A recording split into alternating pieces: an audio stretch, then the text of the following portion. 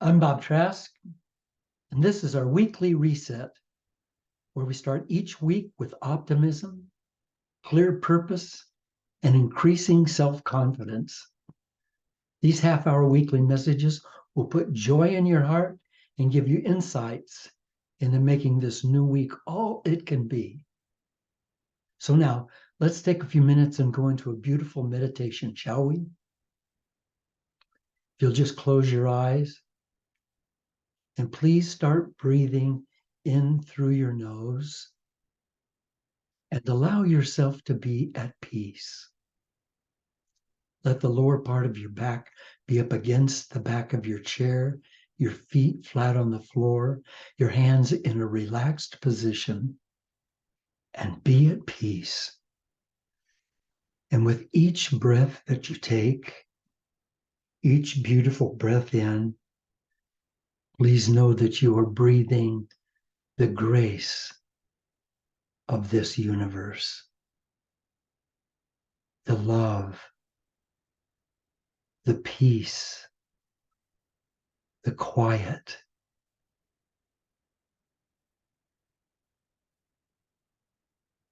Love, peace, and quiet.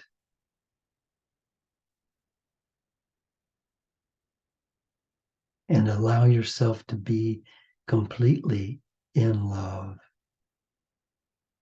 and in peace and in quiet.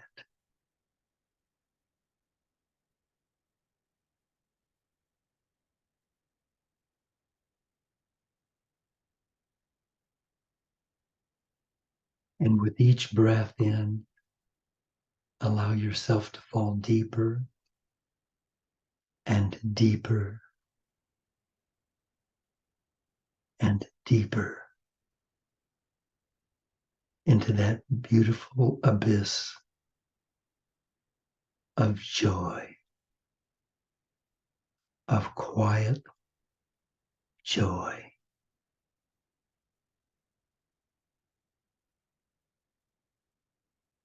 You are at this moment surrounded and filled with the protective love of this universe.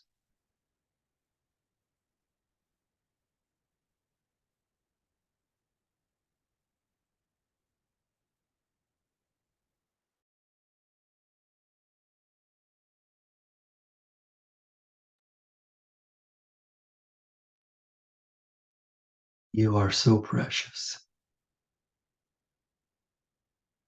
You are so, so precious.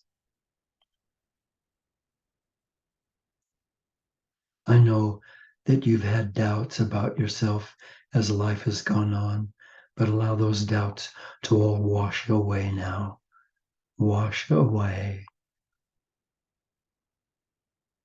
and be filled with the knowingness that you are whole, perfect, and complete, exactly the way you are.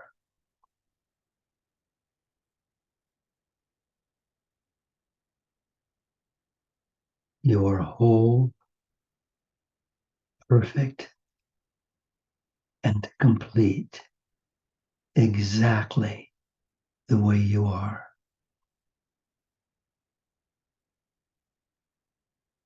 You have unfolded in this lifetime exactly as you were supposed to, and you are now filled with the great wisdom that came from all those experiences.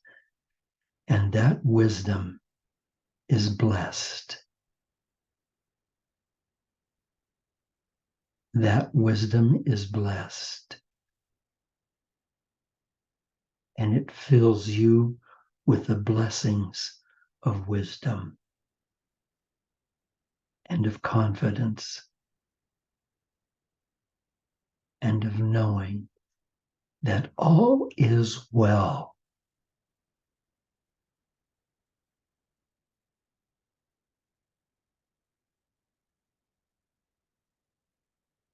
Continue breathing gently through your nose, knowing that you are breathing in the grace, the actual presence of the universe, the oxygen that's flowing through your blood vessels came from the jungles and the forests and the meadows and the sea grasses of the world as a gift to you from the universe. And the CO2 that you exhale is your gift back to the sea grasses and the meadows and the jungles and the forests of the world so that they may breathe. And together we are one. We are one with this universe that's blessing you right now.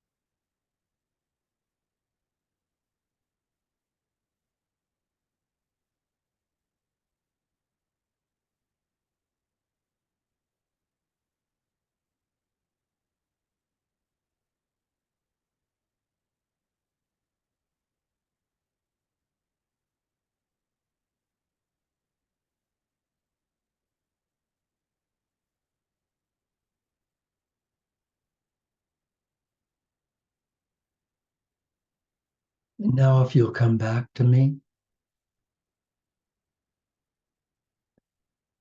come on back.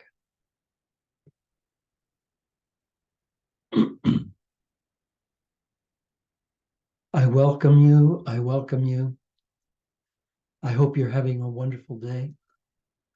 Thank you for joining me today.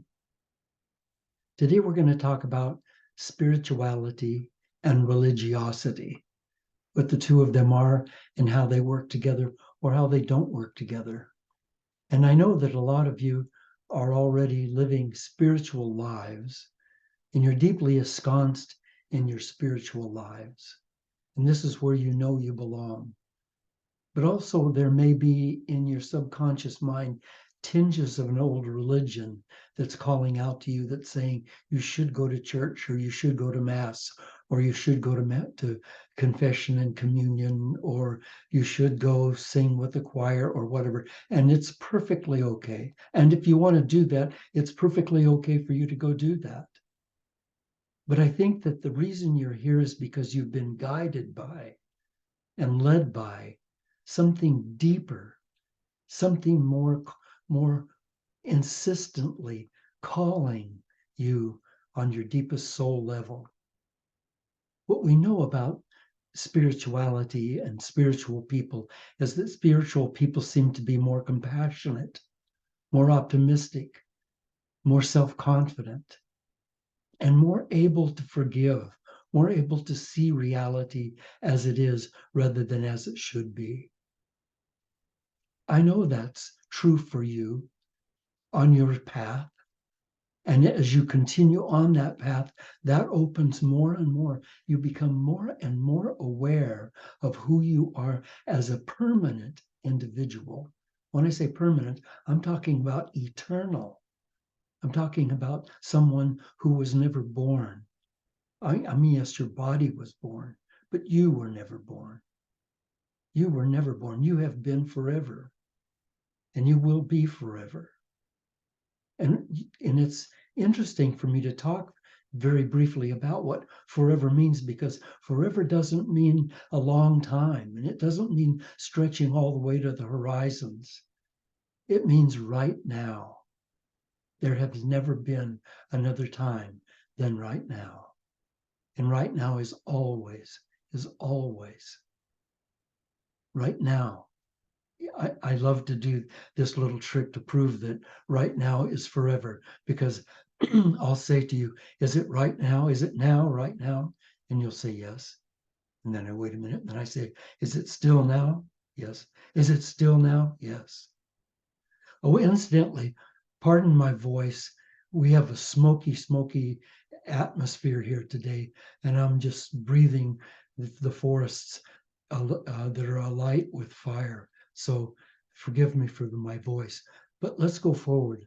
So if all of forever is right now, is right in this instant, then when we drift out of this instant in our brain minds, what we're going into is fantasy, aren't we? We're going into a fantasy area, one that doesn't really exist. Because the only time that exists is right now. And you and I know that. We know that, and we live in that. So in religiosity, when we were there, and those people that are there, God bless them, they're on their path too, and this is nothing against them. But they believe in a supreme being, a man who wears a robe and maybe carries a staff and has long hair and a beard and is an all-loving, benevolent, kind, creative being. But that being, for me at least, stopped existing several times when I was in terrible trouble. The worst kind of trouble you can possibly imagine. And I prayed and prayed and prayed to that being, and nothing happened. Nothing happened. Nothing happened when my mom was dying. Nothing happened when my brother was dying. Nothing happened when we were going through a hurricane. Nothing happened when we were getting booted out of one housing project to another because we couldn't pay the rent. Nothing ever happened. But when I learned through a hurricane, through a terrible but yet beautiful circumstance, when I learned that I was already surrounded and filled with the presence of the eternal one creative power of love and wisdom and protection, and that being, that real being, because it's a real being, was around me at that time and in me. And when I learned to just trust that, then my life converted. My life changed entirely. And you may or may not have gone through that kind of an experience, and it doesn't really matter, does it? It doesn't really matter. But I'm sure that some of you have gone through that kind of experience. Maybe the loss of a loved one, or maybe a terrible personal tragedy, or maybe the diagnosis of having a cancer, or a loved one having cancer, or a car wreck, or whatever that circumstance was, or losing your job, or getting retired, or getting divorced, or being betrayed, whatever that circumstance was, when you began to pray, you must have noticed that nothing was there. And I'm not saying prayer doesn't work. Because if you pray with confidence, then of course something does work. Jesus said, pray knowing your prayers are answered. So if you pray knowing your prayers are answered, what you're actually doing is an affirmation, isn't it? What you're doing is an affirmation. So rather than saying, please help me, then maybe I'm saying, I know, and I'm realizing at this moment that I am helped. Instead of saying, please save me, I say, I know that at this moment, in this moment, I am being saved. And then, of course, it's up to me to step up, isn't it? I can't lay like a dead monkey on the surface and just say, oh my gosh, I'm waiting for something to come and save me. I have to have the confidence as well as the affirmation to go forward and do that. And that's spirituality. Spirituality is daring to know that the great presence of the world is one being. See what I said? The great presence of the universe is one being, and it's alive, and it's intelligent, and it loves you. How do I know it loves you? How do I know it? Come on. The universe loves you. Give me a break. What does that mean? Look, those thumbprints, the one that you have, that eye print, that neuronal print of the way your nerves are in your body, the cells of your body, the way they're arranged, that face that you have, that's the only one that has ever been or ever will be. Ever. There's already been 100 billion people living on this planet. None of them have been you. None of them have been you.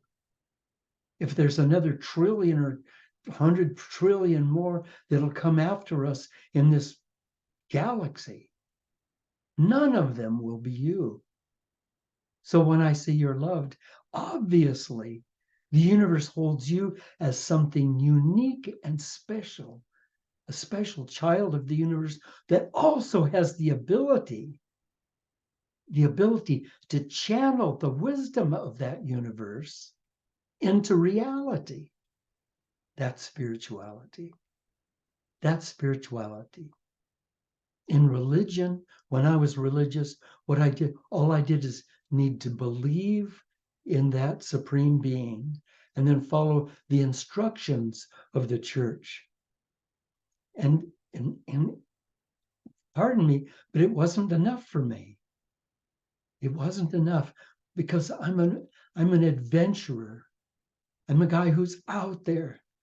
I've got my nose stuck in everybody's business. I'm always taking risks, big risks, risks with my life, risks with everything I've got. I'm reaching out, and I get into positions where I'm beyond myself. It's untenable. I can't make it work from here.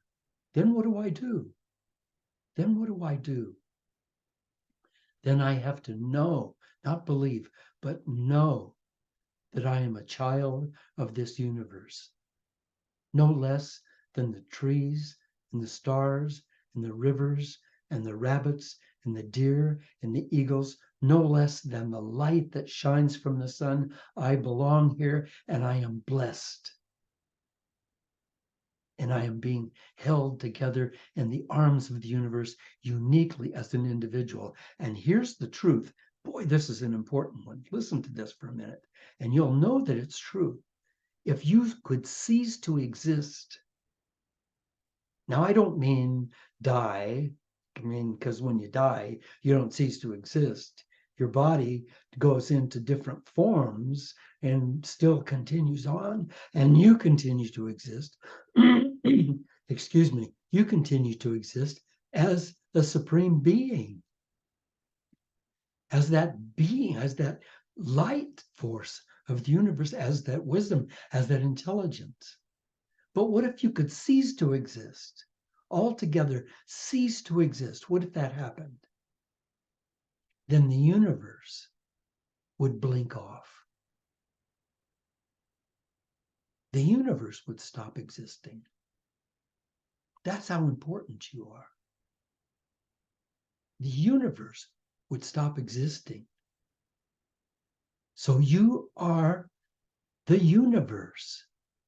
The universe and you are one. And this brain that we have, this magnificent, marvelous brain that we have, that we use as a guidance system, we begin to think of it as who we are. It's like artificial intelligence. It's like AI. It's not who we are. It's our tool. It's a mechanism for helping us work our way through the labyrinths of this life. But our brain isn't who we are. Who we are is forever. And because we rely on this brain so much, we allow the brain to tell us who we are. But the brain, hear me please, the brain only knows what it knows. And the only thing it knows is that which it has already experienced. The brain only knows that which it has already experienced.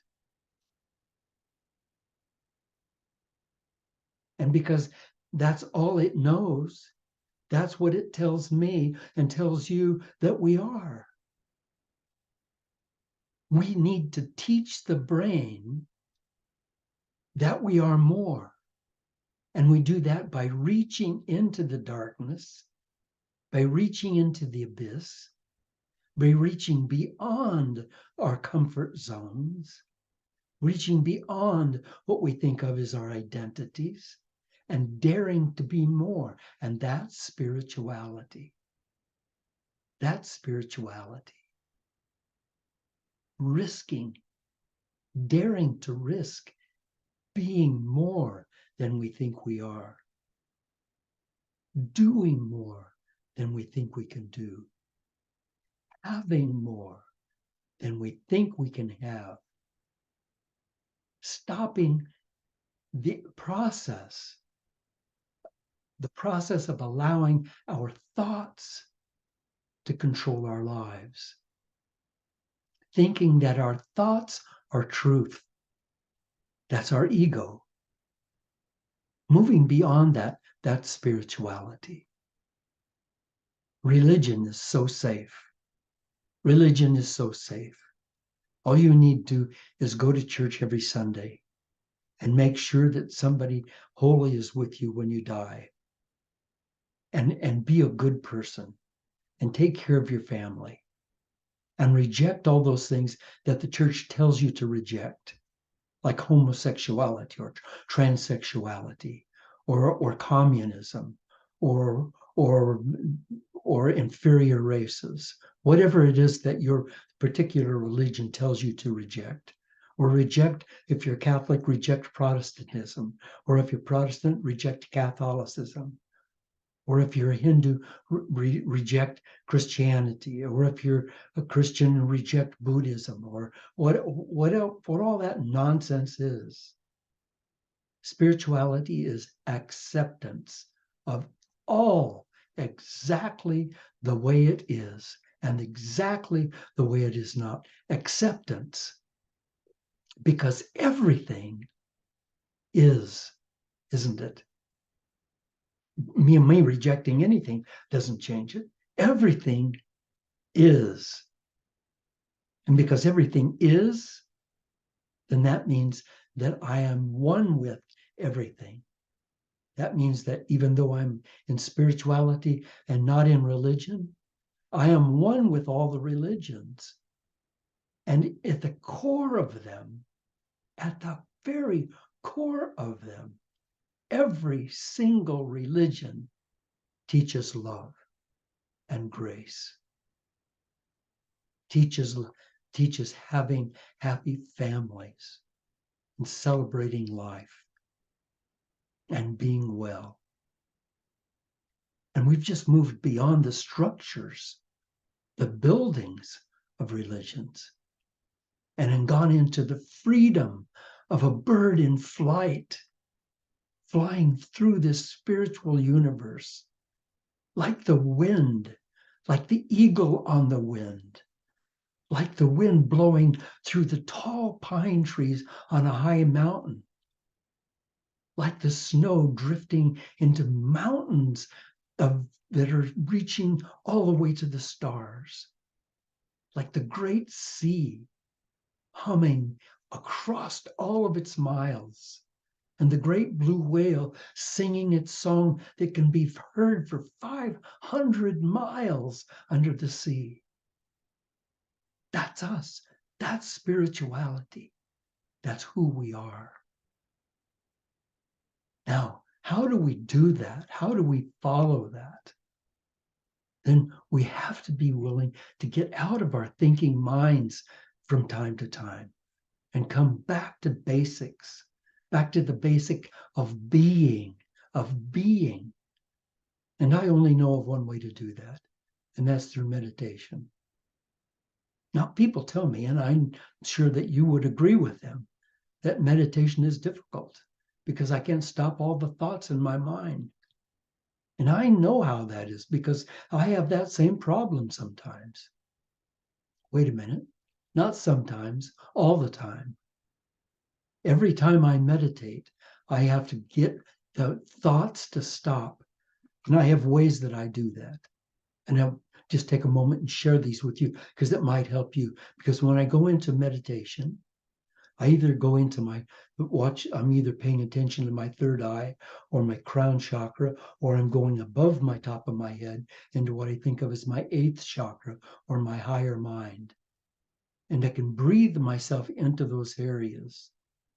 But when I go into that meditation, and thoughts started arriving and coming in and bothering me and drifting me away from my meditation, I either say quietly, no thought, no thought.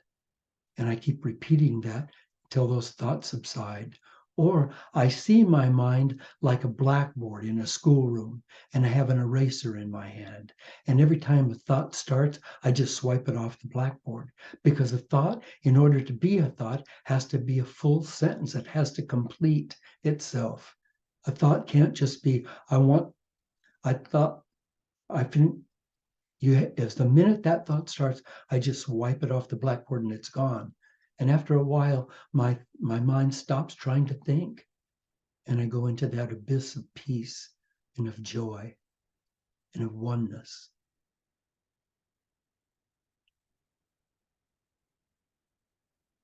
So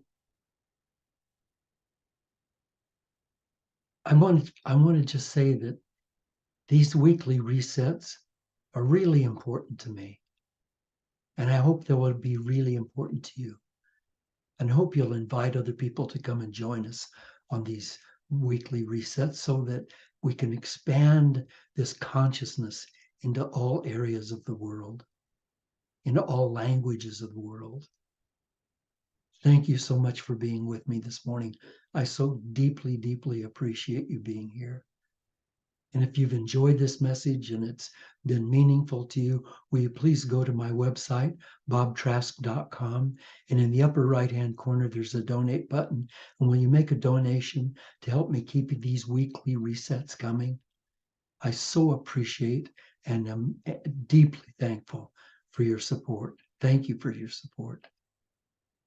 Those of you who now want to hang around for another half hour, we're going to have a conversation, some questions and answers, and we're going to be able to share with each other about today's message. So stick around. Those of you that feel like you need to run, I understand.